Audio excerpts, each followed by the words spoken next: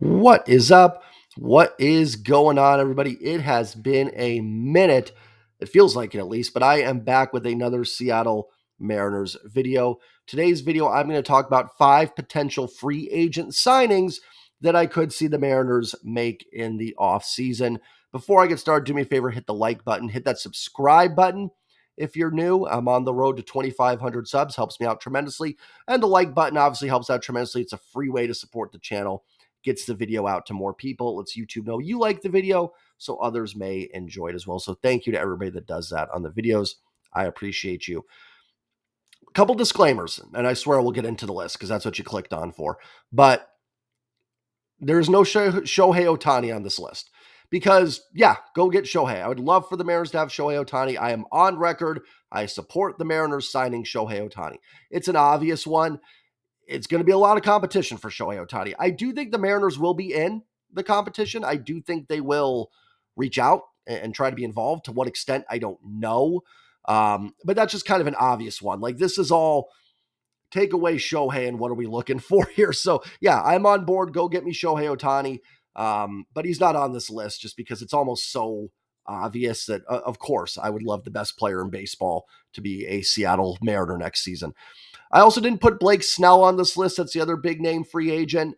I'd love Blake Snell. I like him. He's a good pitcher. I don't think the Mariners are going to give out another big pitching contract after the Robbie Ray and Luis Castillo deals. I don't see them being.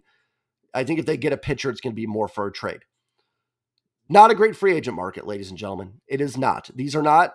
A couple of these names are pretty cool. I think some of them are going to underwhelm you a little bit, but you have to fill out rosters. You do have to have free agent signings that fill out rosters. I know I said, oh, no more platoons, no more this. There's going to be some platooning no matter what. And that is true. I don't want the bottom of the roster to be poor anymore. I want upgrades. But unless you get Ohtani or Snell, you're more likely going to have to do that via trades this offseason. These are going to be guys, like I said, there's a couple that I think could be very legitimate, but there's a couple that are just going to help round out your roster a little bit. Those signings are fine. I have no problem with the Colton Wong and AJ Pollock type signings if you do a little bit more to boost those up, essentially. So that's hopefully the goal for the Mariners this offseason. Whether it's trade, free agency, I don't know, get creative. But these are 5 names that when I looked at the list of free agents, I could see the Mariners being involved in. And yeah, let's get into it. First name on the list is actually one I thought about removing and making this just a 4-name list, but I'll go through it anyways. That's former Giant and Dodger outfielder Joc Pederson. Pederson's coming off a season with a 111 WRC plus. It was 146 in 2022, one of his best seasons, and it was 96 in 2021. Pederson was worth 0.6 wins above replacement level for F-WAR, Fangraphs WAR last season, 2.1 wins above replacement level in 2022, and 0.4 wins above replacement level in 2021. For all these guys, I'm pretty much just going to use their 2021 through 2023 stats. I don't like using 2020. It was a 60-game season. I mean, that's not even half of a full season for baseball, so I'm not going to count. I'm not going to include it in the analysis. And I'm not going to use 2019 because that's going to be 5 years from opening day when we get to 2024 opening day. Like I said, the more I go through it, I don't know if Pederson's a great fit here. He can hit righties. He's always hit righties better in his career. He could be the left-handed bat to a DH platoon. He could be your DH. He can play some outfield. Listen, Teoscar Hernandez is likely gone. I think they're going to give him the qualifying offer. If he takes it, fine. If not, then you're not going to give Teoscar Hernandez a lot of money, and I think that's the right move. I would not re-sign Teoscar Hernandez. So Pederson could just come in and play right field. I do think being a lefty bat, it's a little redundant with Canzone and Kelenic. Pederson's got a little better track record, but if you're going to make that decision, I'd rather just go with Jared Kelenic. I'm all for. One thing I've said is outside of Cal, Julio, and JP, I don't think anybody's roster spot should be safe. So I'm not just like, oh, pencil Jared Kelenic in there, pencil Gino in there, pencil Ty France in there. Everybody should be on edge a little bit. But if it's between Joc Pederson and Jared Kelenic, I'd say just go with Jared Kelenic. Like I said, Pederson can mash right-handed pitching. He could factor into a DH, so you could still have a scenario where him and Kelenic are playing. And he can hit lefties enough to not be a complete disaster. like I said, when I first saw the name, it jumped out to me. But when I went through and did all the research, I was kind of like, I don't necessarily think it's going to be a fit. But coming off a bit of a down year, probably going to be cheap, could help fill out the roster a little bit. But the first name is Joc Pederson. Next name on the list is going to be former Angels, Rockies, and Blue Jays outfielder Randal Grichuk. Grichuk was a guy that I was actually surprised the Mariners did not make a move for in September. He was placed on waivers twice by the Angels, and Grichuk would have been a nice addition for this lineup. Listen, we saw at the end of the year the lineups they had to roll out against left-handed pitching, and you can get on Scott for it, whatever, but the bottom line is, especially with Tom Murphy out, there was just not a lot of talent at that bottom of the lineup against lefties. Dylan Moore's an okay player, and Sam Haggerty held his own. I'm not hating on these guys, but there needed to be a little bit more to kind of extend that lineup versus lefties. Now, Teo, Julio, and Ty hitting would have helped as well, but they didn't in September at least for the most part. So Grichuk is a guy that overall, the numbers aren't amazing. WRC plus of 85 in 2021, 87 in 2022, and 100 in 2023. One thing Grichuk does do is he hits left-handed pitching. And this team could use a right-handed outfielding bat that can hit left-handed pitching. The A.J. Pollock signing last season made sense. It did, and especially early on trying to platoon with Kelenic. I liked the deal. Now, the problem was A.J. Pollock was terrible, but they could have used good A.J. Pollock down the stretch last season, the season that ended just a week ago. They absolutely could have used a good version of that. Grichuk might be able to deliver that for you. In 2023, his OPS versus lefties was 995. It was 926 in 2022. It was 733 in 2021, and it's a career OPS of 822 against left-handed pitching. Some of that's a decent chunk of that's in Colorado. A couple of years of that's in Colorado. So take it with a little bit of a grain of salt. Hitting in Coors Field. But again, it's someone on the cheap that could help you platoon with Jarred Kelenic. Kelenic was better against lefties in 2023, but a lot of that was from a good couple weeks in April. You take that out, and it was still a little bit of a struggle. Grichuk gives you another bat there, and he can do enough against righties that you can play him there as well. So again, nothing super sexy, but a role player that can fill out that bottom of the roster. And while, again, I know people are probably watching this going, Jay, you talked about big free agents and you've brought up Joc Pederson and Randal Grichuk. You still have to fill out the bottom of the roster. They absolutely could have. I was surprised they didn't go get Grichuk in September. They absolutely could have used that bat in left field or right field in a couple of those games against left-handed pitching down the stretch. Number 3 is going to be, and this is where it starts getting a little more interesting on the names. Number 3 is going to be Mark Canha. Mark Canha is essentially your souped-up Randal Grichuk, for lack of a better term. Although I will say this, Canha actually, in his career, has hit righties better. So while he can hit lefties, more of an everyday player. Canha was another name that was brought up at the deadline a bunch for the Mariners. He ended up was traded to Milwaukee. Now, Canha is not technically a free agent. He does have a club option for about $13 million. I can't imagine the Brewers are going to pick that up, but I could be wrong.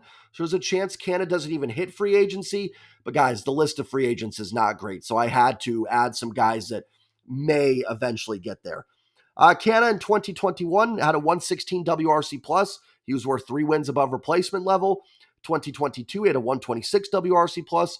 2.7 wins above replacement level. Last year, a little bit of a down year, 111 WRC plus and 1.6 wins above replacement level. None of these guys I've mentioned either are defensive wizards necessarily.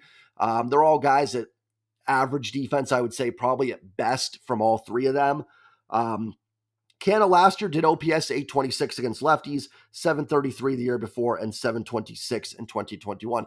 Again, surprisingly, actually a higher career OPS against right-handed hitters. But there's nothing wrong with that. He's not bad against lefties. He just has happened to hit righties better. Canha's a guy that could play every day for you in right field, can DH. You could look to platoon him with a Kelenic or something like that, or can zone, or give him the job every day. Again, I know it's not a name that's going to jump off the pages for you, but it is someone that's a potentially an upgrade in the outfield. Like I said, the Mariners are going to need outfielders. You've got Julio. Teoscar's likely gone. I think Jarred Kelenic should have a roster spot, but I don't fully trust him yet. So Canha would make a lot of sense. And again, a guy that probably not super expensive here either. The next 2 are where it gets a little bit more, I think, intriguing, for lack of a better term. Next name on the list is going to be Dodgers first baseman Max Muncy. Now, again, Muncy not technically a free agent. He's got a club option. Not sure where the Dodgers are at with that. But Muncy's coming off a year in 2023, 118 WRC plus. He was worth almost 3 WAR this season. In 2022, a 107 WRC plus worth 2.4 WAR. And in 2021, a 139 WRC plus worth 4.8 WAR. Obviously, the best season for him there was 2021. He was much better versus righties in 2023. Struggled against left-handed pitching, but for his career, he does have an 808 OPS against left-handed pitching, 830 against right-handed pitching. He is also, while not a defensive wizard, he is a better defensive player than Ty France by a fairly significant margin. So you're getting an offensive upgrade at first and a defensive upgrade. He could DH for you as well, or Ty could DH if Ty can go to drive line and get fixed or whatever. I know people are probably done with Ty France, but he's on the roster right now, so we can't just ignore it. But Muncy could give you a potentially significant upgrade there at first base and the DH position. DH as well, and give you a fairly substantial upgrade overall at first base. So Muncy would be an interesting one to keep an eye on. Kind of fits the Mariners' profile of can draw his walks, hit home runs.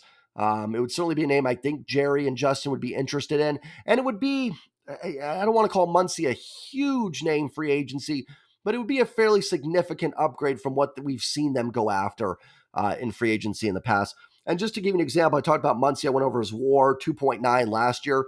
That would have been 2.4 more than Ty France, who was worth 0.5 WAR last year. Now, again, Ty France may rebound next year. I don't know. But you could be getting a fairly significant upgrade with from Ty France to Max Muncy. And the number one guy on my list for the Mariners free agents, and this is someone I could actually see them targeting fairly significantly, and that is former Philadelphia Phillies first baseman Rhys Hoskins. Hoskins is coming off a 2023 where so far he's missed all the season with an ACL injury. Now, there is a chance he plays in the postseason for the Phillies, so we'll see if he comes back if the Phillies advance. So the good news is there, well, I shouldn't say good news. Good news for the Mariners is, again, chance to get Hoskins fairly cheap coming off a major injury. This is a guy that posted a 127 WRC plus in 2021 and a 122 WRC plus in 2022. He was worth 2 wins above replacement level in 21 and 2.3 above replacement level in 2022. 864 OPS in 21, slugged 530. 794 OPS in 2022, slugged 462. Again, coming from a fairly substantial hitter's ballpark.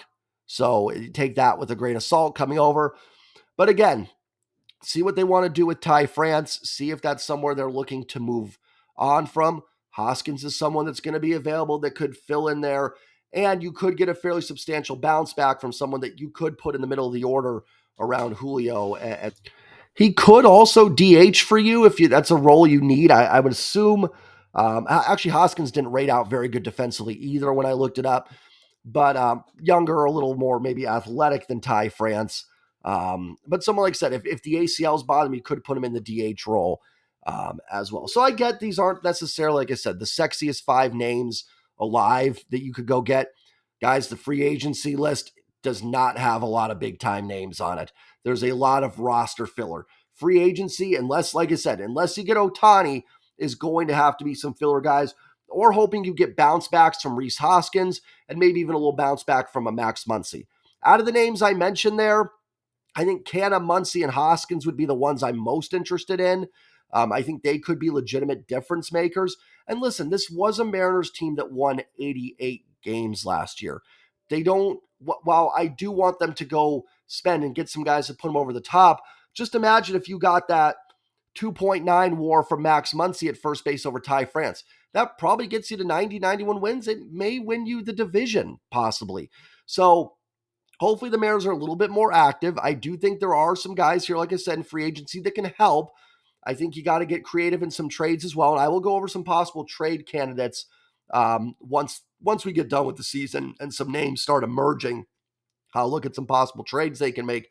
But I think you got to mix. You got to go out and get some names, in trades. You got to make some moves there. And I think they're going to. Jerry doesn't have an offseason where they don't trade somebody.